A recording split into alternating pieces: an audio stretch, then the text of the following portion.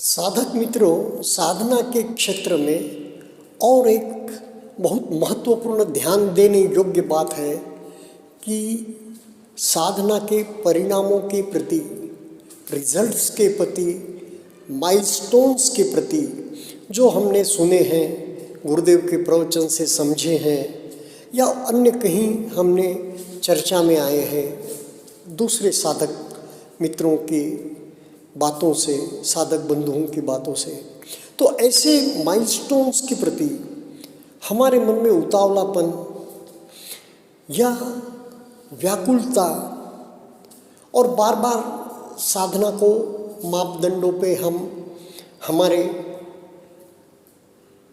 गिनने की कोशिश ना करें। जब भी परिणाम आने हैं आएंगे। आशु फलदायिनी साधना है। गुरुदेव के वचन पर हमें पूरा विश्वास होना चाहिए और साधना पर निरंतरता से हमने पथ पर चलना चाहिए। तो परिणाम जो आना है अवश्य आएंगे, निर्विवाद रूप से आएंगे। और ऐसे परिणामों के प्रति हम अगर आकुल व्याकुल हो गए तो हम हमारी प्रगति से भटक जाएंगे, काफ़ी दूर चले जाएंगे और जो परिणाम, जो माइलस्टोन्स बिल्कुल करीब थे, उनसे भी हम दूर खदेड़ दिए जाएंगे। सांप सीढ़ी जैसे खेल के जैसा काम हो जाएगा। तो इसलिए ध्यान रखें कि आकुल व्याकुलता न आए, धीरज से काम करें। गुरुदेव हर बार कहते हैं साधना में तितिक्षा और धीरज बहुत महत्वपूर्ण की बात है। तो इस प्रकार हमें साधना में धीरज से काम करना है और निरंतरता से काम करना है। साधना में निरंतरता अति महत्वपूर्ण है और इसका कुछ लक्ष्य भी रखना चाहिए कि मैं दीर्घ शिविर को जाऊंगा, आगे दीर्घ शिविर करना है, सेवा देनी है। इस प्रकार जीवन के लक्ष्यों के साथ साधना के भी हमने लक्ष्य निश्चित कर देने चाहिए। मैंने आपको मेरे एक विपश्ची साधक बंधु की बात सुनाई कि किस प्रकार उन्हें उनकी बचपन में ही एक किडनी उनको बगैर मालूम हुए, उनके घर वालों को बगैर मालूम हुए निकाल ली गई थी। और जब वे बड़े हुए तब कहीं उनके वो बात ध्यान में आई, उनके इसमें आई, नोटिस में आई कि इस प्रकार उन्हें एक ही किडनी है। वे 30 दिन तक शिविर कर लिए उन्होंने। क्या बीती होंगी, किस प्रकार इस विकार से, इस स्मृति से उन्होंने छुटकारा पाया होगा। एक आत्ममंथन करके देखिए कि किस प्रकार इतने बड़े घटना से अब उन्हें 45 दिन का शिविर भी बैठने नहीं आता और अनेकों बार जैसे गर्मी के दिन है उसमें तकलीफ़ हो जाती है। अब वे करीब 45-50 के करीब हैं उम्र के। तो इस प्रकार अनेक स्मृतियाँ, अनेक घटनाएं, अनेक भूत की क्रोध आने वाली, द्वेष जगाने वाली और एक प्रकार से अनेकों प्रकार के द्वेष के विकार जगाने वाली बातें धीरे धीरे उठकर जैसे जैसे हम साधना करते हैं और बिल्कुल तटस्थ होकर संवेदनाओं का निरीक्षण करते हैं, बार बार ऐसे विकार उठ कर सतह पर आते हैं। और जब हम उन्हें बिल्कुल तटस्थ होकर देखते हैं तो उनके धीरे धीरे क्षय होता है, निर्जरा होती है। एक ही बार में किसी भी विकार का क्षय हो जाए, निर्जरा हो जाए और पुनः वो आए ही नहीं, यह बात होती नहीं। जब तक तदंग पहान है, ऊपरी ऊपरी उसकी सफाई हुई है, तब तक ऊपरी ऊपरी ही सफाई है। जब उसका बिल्कुल समूल पहान हो जाएगा तब कहीं जाकर उस प्रकार का विकार या वो स्मृति से, स्मृतियों के बंधन से, कर्मफल के बंधन से हमारा छुटकारा होते जाएगा। वैसे तो सतही सतही सफाई होती है और जितनी जितनी सफाई होती है उतने उतने हम हल्के हो जाते हैं, उतना उतना हमारा बोझ उतर जाता है, उतने उतने कर्म फल से हमें मुक्ति मिल जाती है। जीवन में देखते हैं ना, हम कोई आते हैं मित्र, कहते हैं मेरा बहुत बुरा वक्त चल रहा है, जो भी करता हूँ काम उल्टा हो जाता है, या मेरे मार्ग में बहुत अड़चनें उत्पन्न हो जाती है, मेरे मार्ग में दिक्कतें उत्पन्न हो जाती है, कोई काम ठीक से नहीं होता। तो देखिए, जब कर्मफल देने आते हैं ना, तो एक जैसे कर्मफल एक साथ उठ कर सामने आते हैं और वे हमारे मार्ग की बाधाएं, अड़चनें बन जाते हैं, कांटे बन जाते हैं, शूल बन जाते हैं रास्ते के। तो विपश्ची साधकों के लिए तो बड़ा सस्ता सौदा है। गुरुदेव कहते हैं ना, साधना करो और साधना में जो भी द्वेषपूर्ण राग और द्वेष के कर्म, तो जो भी द्वेषपूर्ण है वे सबसे पहले कर्म फल देने के लिए उठ कर सतह पर आएंगे। और जैसा जैसा आप उसे समता से देखोगे तो शरीर में गर्मी उत्पन्न कर, पसीना उत्पन्न कर, धड़कन बढ़ाकर, धड़कन कम करके, निद्रा में व्यवधान लाके वे कर्म फलों की निर्झरा हो जाएगी, जो कि बहुत दुखदायी हो सकते थे जीवन में। ऐसे कर्म फल की निर्झरा पूरा समुच्छेद पहान हो जाएगा, या तदंग पहान, कम से कम उनका जो घनत्व है, उनकी जो मार है वो ढीली पड़ जाएगी, या कमज़ोर हो जाएगी, या क्षीण हो जाएगी। तो साधक के लिए बड़ा गुरुदेव ने दुख विमुक्ति का, भगवान बुद्ध ने एक बहुत ही राजमार्ग दे दिया है। और मित्रों, यह बात ध्यान में रखनी चाहिए हमने कि मुक्ति का मार्ग, मोक्ष का मार्ग, निर्वाण का मार्ग कभी भी डिफिकल्ट नहीं हो सकता। वो बहुत ही सरल और कोई भी अपना सकता है। ऐसा होगा जैसा आनापान से शुरू होता है काम, सिर्फ सांसों का निरीक्षण, उसके लिए कोई साधन की आवश्यकता नहीं, कोई विशेष प्रिपरेशन की आवश्यकता नहीं, जो भी सांस आ रहा है जा रहा है। मैंने तो अभी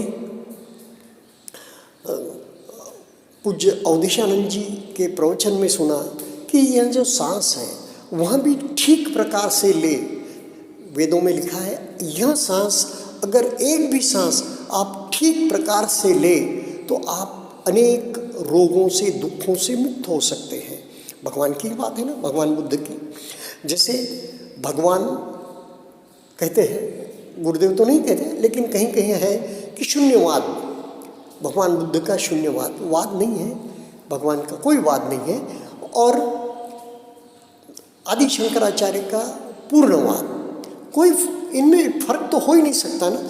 तो यानी कि मुक्ति के मार्ग में कोई बाधा, तफावत या भिन्नता नहीं हो सकती। हम सांसों को जान रहे हैं, सांसों को जानते जानते हमारी संवेदनाओं को जान रहे हैं, और उसके प्रति हमारे समता है, पूरी समता, बस है। और क्या होना, समता के साथ हम संपजन्य के साथ, तटस्थता के साथ एक स्थितप्रज्ञ होकर सांसों का निरीक्षण कर रहे हैं, हमारी संवेदनाओं का निरीक्षण कर रहे हैं। बस यह राजमार्ग है, इसमें कोई दो बात नहीं है, इसमें कोई हमारे मन में विचिकित्सा जगने का प्रश्न ही नहीं है। अब आगे बात यहाँ आती है मित्रों, आपने देखा होगा कि हम जब शिविर करते हैं तो हम अधिष्ठान, तो अधिष्ठान यह भी होता है, क्या होता है, हम जब शिविर में सम्मिलित होते हैं तो ग्रुप सीटिंग में या जब हम ध्यान क्षेत्र में साधना करते हैं, कभी किसी को विक्षिप्त होते देखा आपने? क्योंकि मन में तो अनेकों प्रकार के ज्वालामुखी फूट रहे होते हैं, अनेकों प्रकार के पूर्व स्मृतियाँ, पूर्व कर्म के बंधन खुलते होते हैं, और अनेक प्रकार के विकार सतह पर आते हैं, शरीर की सतह पर आते हैं। पर कैसे मूर्तिवत सभी साधक बैठे होते हैं। कभी इक्का दुक्का जो बिल्कुल बैलेंस आउट हो गया है जिसके मन का, ऐसा साधक छोड़कर कभी भी सारे शिविर में आपको ऐसा नहीं दिखेगा। सारे लोग अधिष्ठान का जो बिल्कुल कर्मठता से पालन करते हैं कि शिविर दौरान जो भी मन में हलचल हो जाए, जो भी विकार उठे, लेकिन शरीर पूरा संयमित रहेगा, शरीर साधनारत रहेगा। यानी कि आप कितनी बड़ी समता में है और कितने बड़े आपका तटस्थ भाव है और कितना बड़ा आपका, जब साधना में शिविर में हैं आप कितने बड़े स्थितप्रज्ञ हैं। क्योंकि मन में तो अनेकों, क्या कहूँ से, राग और द्वेष के तूफान आते हैं, लेकिन उद्वेग आते हैं, लेकिन हम शिविर का स्थल छोड़ते नहीं, नियमों का पालन करते हैं, निर्देशों का पालन करते हैं और पूरा शिविर करते हैं। कितनी बड़ी विजय है ये। तो हम जो बात कर रहे थे कि उठ कर विकार सतह पर आते हैं, शरीर की सतह पर आते हैं और धीरे धीरे उनका पहन होता है। यह बिल्कुल छिछला पहन होता है, ऊपर की सफाई होती है, लेकिन सफाई होती है जो कि बड़ी ही फायदेमंद है। तो बार बार हमने मन में यह संकल्प करना चाहिए, शुभ संकल्प, धर्म संकल्प, दम्भ संकल्प, कि भाई हम कोई दीर्घ शिविर करेंगे, एक हाथ सेवा देंगे। इस प्रकार हम हमारे विकारों को कम करते जाएंगे। हमारे जो भी पूर्व के कर्म हैं उनका राग या द्वेष, तो प्रिय या अप्रिय, स्थूल या सूक्ष्म संवेदना द्वारा शरीर पर हम उन्हें तटस्थ भाव से जानकर मुक्ति की ओर अग्रसर होंगे। तो निश्चित रूप से जब भी हम बैठते हैं ना ध्यान में, कुछ न कुछ तदंग पहन होता ही है।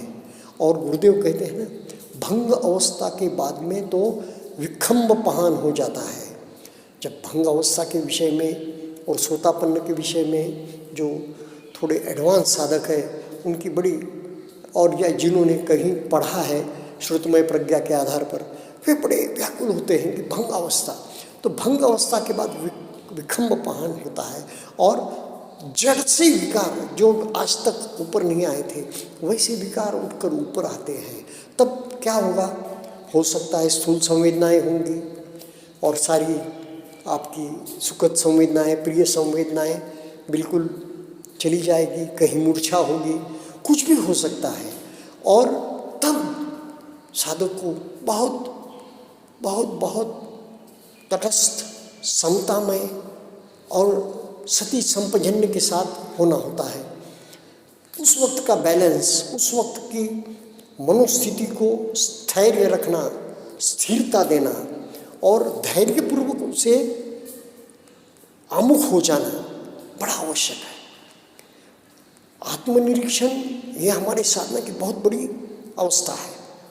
इसमें आत्मावलोकन, शरीर अवलोकन के साथ साथ चित्त का अवलोकन होते रहता है। अगर हम शरीर अवलोकन छोड़कर, शरीर का दर्शन छोड़कर चित्त का दर्शन करने लग जाए तो फिर हम भटक जाएंगे। जैसे ही हमने संवेदनाओं या सांस को छोड़ दिया, वैसे ही हो सकता है चित्त पर जो जागा उसमें हम लोट पलोट करने लगे और भाव संस्करण बढ़ाते चले और ये भाव संस्करण बढ़ता जाएगा। इसलिए यह साधना वेदना को पकड़ती है। वेदना जो काया और चित्त दोनों पर प्रकट होती है, दोनों पर एक साथ चलती है। सब्बे धम्मा वेदना समूसरना। तो इसलिए कभी भी चित्त पर क्या हो रहा है उसकी हमें जानकारी तो होती रहेगी, एक बैकग्राउंड म्यूजिक की तरह, लेकिन सबसे महत्वपूर्ण है संवेदना क्या हो रही है। क्या हो रही है जान लिया और बिल्कुल आगे बढ़ गए। क्रमबद्ध रीति से संवेदनाओं को देखना और जानना और स्थित प्रज्ञ रहना, यही साधना की कुंजी है। और साधना बिल्कुल नावीन्यपूर्ण रहे, साधना में बिल्कुल उत्साह से जाए और सभी संवेदनाओं का, ये जो भी अनुभव अनुभव हो रहा है उसका बिल्कुल स्वागत करें, उसे अनदेखा न करें। क्रमबद्ध रीति से जो भी घट रहा है शरीर पर उसे जाने और तटस्थ रह जाए। तो इस प्रकार जब हम काम करते जाएंगे तो साधना में निरंतर प्रगति होती जाएगी। चित्त पर जो जो आ रहा है, छा रहा है, विकार के रूप में, स्मृति के रूप में, भूतकाल के याद के रूप में, तो उसके साथ साथ हमें हमारे शरीर पर जो क्रमबद्ध रीति से यात्रा चल रही है उस पर क्या हो रहा है उसे बिल्कुल जानना है। सती संपजन्य और उपेक्षा भाव, समता का भाव बहुत महत्वपूर्ण है इस साधना में। तो इस प्रकार आपकी प्रगति होते रहे, मेरी भी प्रगति होते रहे। आप सभी का बहुत बहुत धन्यवाद।